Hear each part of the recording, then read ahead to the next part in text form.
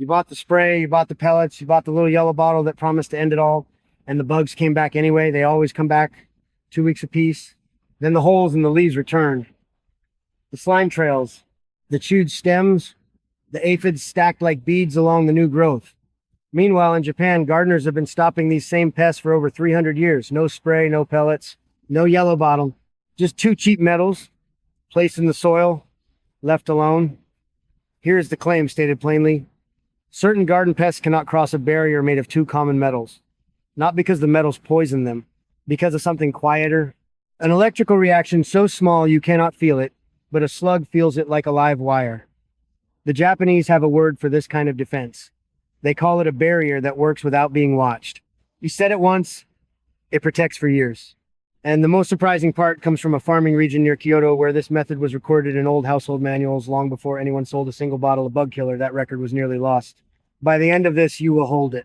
If you want to go even deeper into this kind of buried knowledge, the practices that were quietly left out of every product aisle and modern garden book, this is exactly what the book Ancient Roots was written for.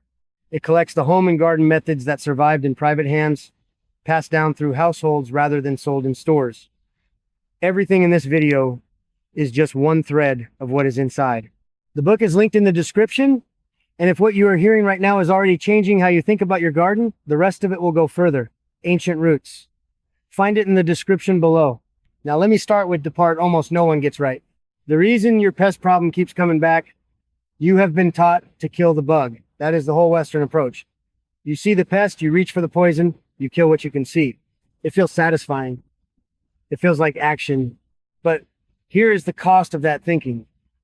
When you kill on contact, you only kill the ones present at that exact moment. The eggs survive. The ones hiding under the leaf survive. The ones still in the soil survive. And the spray breaks down in 3 to 7 days, depending on sun and rain. So you have bought yourself 1 week, maybe 2. Then the next generation hatches into a garden with no defense at all, because you killed the predators too. The spray does not know the difference between a slug and a ground beetle that eats slugs. It kills both. So you have removed your own free labor. This is why people end up spraying every single week, all season long. It is not because the product is weak. It is because the strategy is wrong. You are treating a flow of water by scooping with a cup instead of building a wall. The average homeowner spends between $80 and $200 a year on pest control products for a modest garden. Some spend far more. And at the end of the season, the soil is poorer, the helpful insects are gone, and the pests are exactly as numerous as the year before. Sometimes worse, because resistance builds.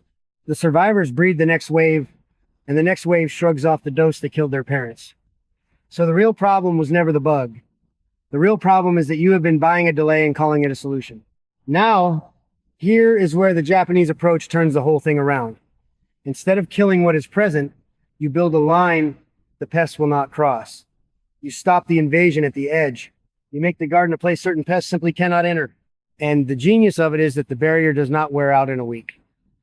It works in the rain.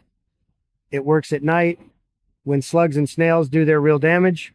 It works while you sleep, while you travel, while you forget all about it. The 2 metals are copper and zinc. Copper, you already know. It is the metal in old pennies, in pipes, in electrical wire. Zinc is the silvery coating on galvanized nails and buckets and fence wire. Both are cheap. Both last for years in soil. And when you place them correctly, something happens that no chemical spray can do. Let me explain the mechanism, because once you understand it, you will never look at a copper strip the same way again. A slug and a snail move on a layer of wet slime. That slime is full of salts and moisture, which means it conducts electricity. Copper and zinc are 2 different metals with 2 different electrical potentials. When a moist conductor touches both metals at once, it completes a tiny circuit. Scientists call it a galvanic reaction. A very small electric current flows. You would never feel it, but the soft, wet foot of a slug feels it as a sharp, unpleasant jolt. The slug does not get electrocuted. It does not die. It simply turns around every time. It learns the edge of your bed is a wall it cannot pass, and it goes looking for an easier meal somewhere else.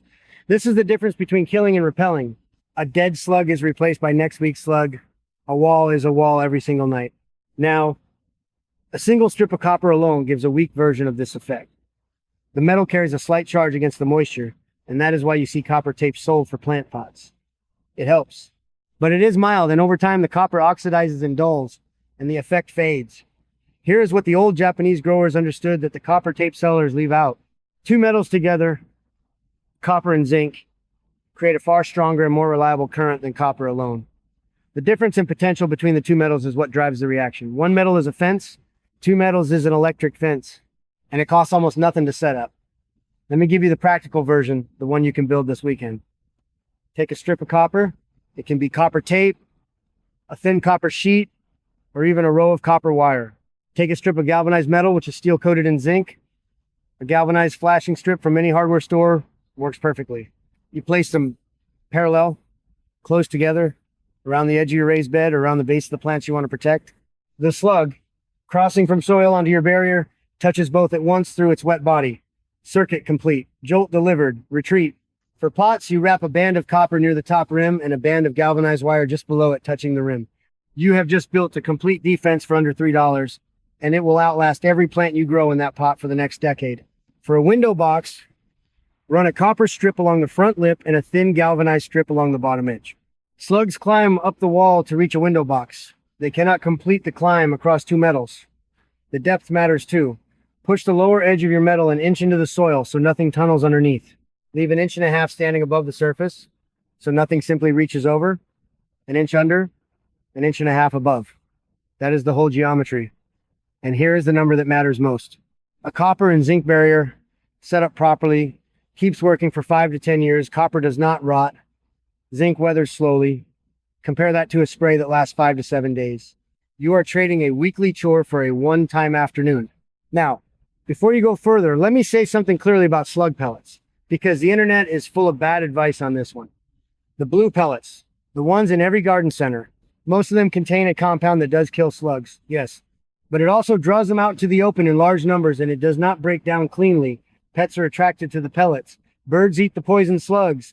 Hedgehogs and toads, the very animals that would eat 50 slugs a night for free, get sick or die from eating the contaminated bodies. You are not just killing slugs. You are killing the entire system that was holding the slugs in check. And there is the newer pellet, the iron-based one sold as safe. It is safer for pets. That part is true. But here's what they do not put on the front of the box. It still kills your earthworms when used heavily, because the chelating agent that carries the iron is toxic to them. And earthworms are the engine of healthy soil. Lose your worms and your soil compacts, drains poorly and grows weaker plants, which attract more pests. You solve the slug and create the next problem. Honestly, just skip the pellets.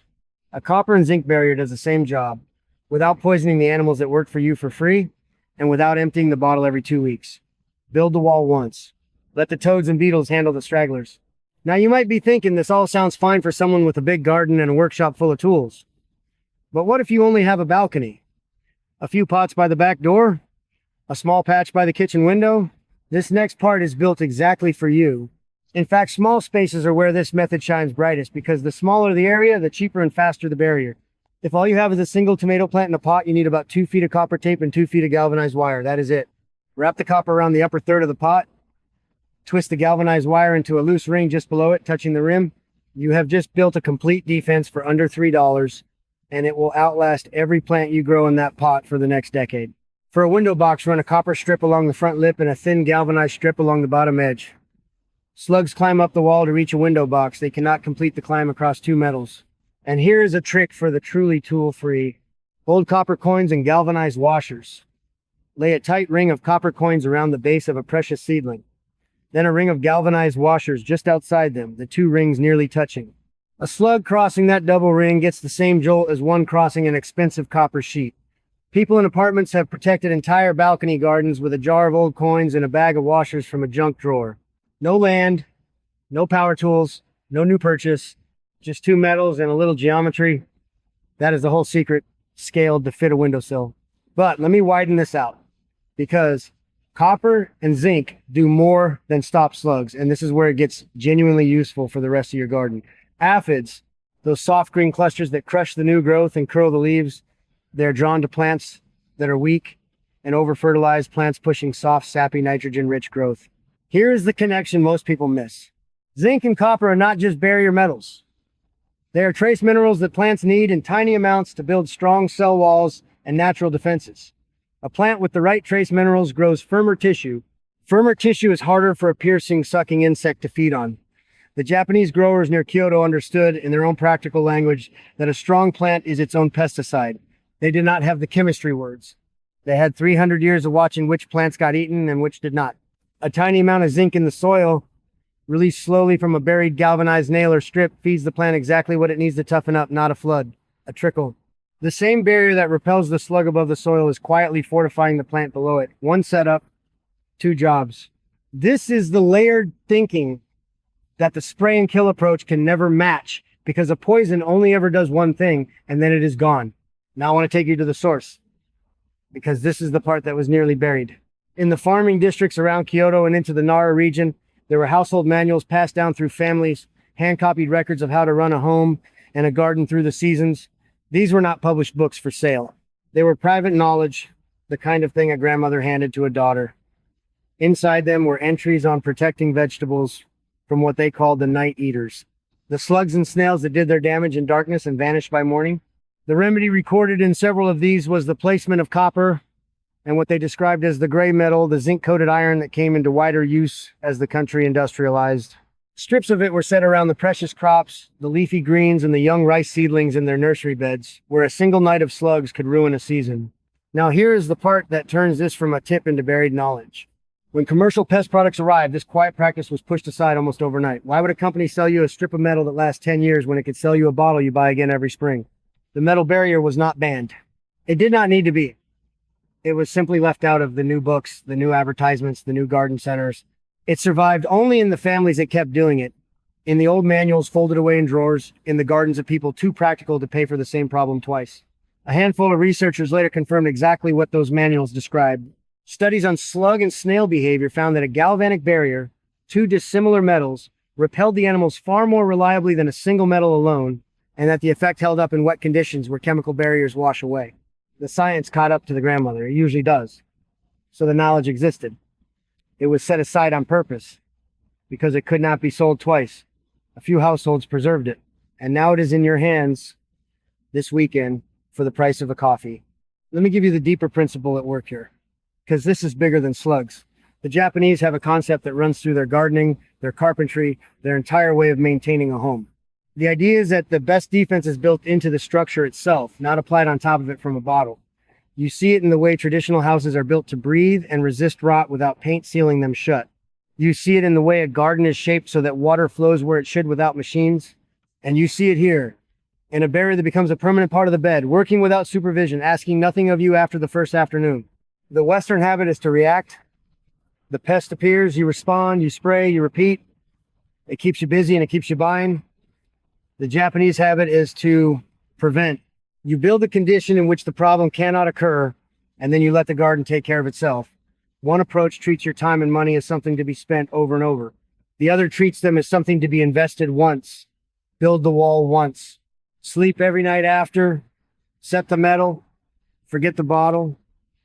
There's one more layer to this, and it is the piece that the old Kyoto records hint at, but most modern guides have completely lost. It is about timing and about a second pest. Most people never connect to metal at all. Cutworms, those fat gray caterpillars that live in the top inch of soil and chew through a young stem at ground level, dropping a healthy seedling in a single night. They cause the heartbreak of walking out in the morning to find a row of plants lying flat, cut clean, as if with scissors. People blame everything from rabbits to the weather. It is cutworms, almost always. Here's what the old practice did about them and why it works. A collar. A simple band of metal pushed an inch into the soil around the stem, rising 2 inches above it. The cutworm, traveling through the top of the soil, hits the buried metal and cannot pass. It cannot reach the stem. And when that collar is copper, there is the added bite of the metal itself against the soft body of the caterpillar. The Japanese growers use thin metal collars around their most vulnerable transplants for exactly this reason. A young plant has 1 week window, the first 2 or 3 weeks after it goes in the ground. Protect it through that window and it grows past the danger. The collar can come up and move to the next seedling. One piece of metal, protecting plant after plant, year after year. This is the timing wisdom the manuals carried. They knew that pests are not a constant. They come in waves tied to moisture, to warmth, to the life cycle of the insect. You do not need to defend every plant all the time. You need to defend the right plant at the right moment. A young transplant in damp spring soil is a feast waiting to happen. A tough, established plant in summer barely needs you. Defend the young, ignore the strong, watch the damp, relax in the dry. Slugs and cutworms both need moisture and darkness. They feed hardest in wet weather and at night, so the smartest growers walk their gardens at dusk after rain, the exact moment of maximum risk, and that is when a barrier earns its keep. Your metal does that walk for you. It stands guard at dusk after rain while you are inside having dinner. Now let me put real numbers on the whole thing, because this is where the choice becomes obvious. To set up a copper and zinc barrier around a typical raised bed, you need copper tape or thin copper strip and a length of galvanized flashing or wire. For one bed, expect to spend somewhere between $8 and $15. That barrier lasts, conservatively, 5 to 10 years. Spread across its life, you are paying somewhere between $1 and $3 per year to protect that bed. And it works in the rain, at night, while you sleep, with no refilling, no mixing, no spraying. Now compare that to the mainstream path. The average gardener spends $80 to $200 a year on sprays and pellets every year, forever. Over 10 years, that is $800 to $2,000. And at the end of it, your soil is weaker, your worms are fewer, your helpful predators are gone, and your pests are just as numerous as the day you started. You rented a solution that never finished. A copper and zinc barrier at a couple of dollars a year against a chemical habit at over $100 a year with poorer soil to show for it. That is the comparison. That is the whole video in one line. Here is your simple routine to start this weekend. On Saturday, measure the edges of the beds or pots you most want to protect. Buy your copper and your galvanized strip. On Sunday, push the lower edge an inch into the soil, leave an inch and a half standing proud, and make sure your two metals sit close enough that a crossing slug touches both. For your youngest transplants, cut short collars and ring each stem, then walk away. Check it once in spring and once in autumn. Wipe any heavy grime off the copper so it stays active. That is the entire maintenance. 2 checks a year against 52 weeks of spraying. The deeper lesson here is not really about slugs or copper or even gardening. It is about a way of thinking. The modern world taught you to solve problems by buying something that runs out so that you would come back and buy it again. The Japanese household tradition solved problems by building conditions that do not run out. One mindset keeps you dependent, the other makes you free. And the difference is not in how hard you work. It is in whether your work compounds or evaporates. A spray evaporates in a week. A wall compounds for 10 years. The companies that sell the bottle are shaped by one thing, the need to sell you the bottle again. The household that builds the barrier is shaped by something completely different, the simple wish to never deal with the problem twice. One is a business of repetition. The other is a craft of prevention. Once you see the difference, you cannot unsee it. You will walk down the garden aisle and see shelves of bottles designed to be emptied, and you will know that a strip of metal in a drawer at home outlasts every one of them. So this season, before you reach for the spray, reach for the 2 metals instead. Set the barrier once. Protect the young plants through their weak window. Let the toads and beetles you saved do the cleanup. And watch what happens to a garden that is finally defended at the edge instead of poisoned in the middle. Now I want to hear from you. Tell me in the comments which pest has been beating you the most this year. Is it slugs leaving silver trails across your hostas, snails hollowing out your strawberries, or cutworms dropping your seedlings overnight? Tell me which one, and tell me whether you are going to try the copper and zinc barrier or the coin and washer ring. I read these, and the answers help shape what comes next. And if you want the rest of this buried knowledge, the practices, the product aisle, quietly left out, stay with this channel. We are recovering the home and garden methods that were simplified away one technique at a time. Next, we are opening up something even older. A single kitchen ingredient the Japanese used to keep ants out of the house for an entire summer, without a single trap or chemical, just by understanding the one trail they cannot follow. It works on the same principle you just learned. Stop them at the edge and you never fight them in the middle. Set the metal, forget the bottle. And once you see the difference, you will never go back to the weekly spray again. Remember this. The strongest garden is not the one sprayed the most. It is the one defended at the edge, built once, and left to do its quiet work for years.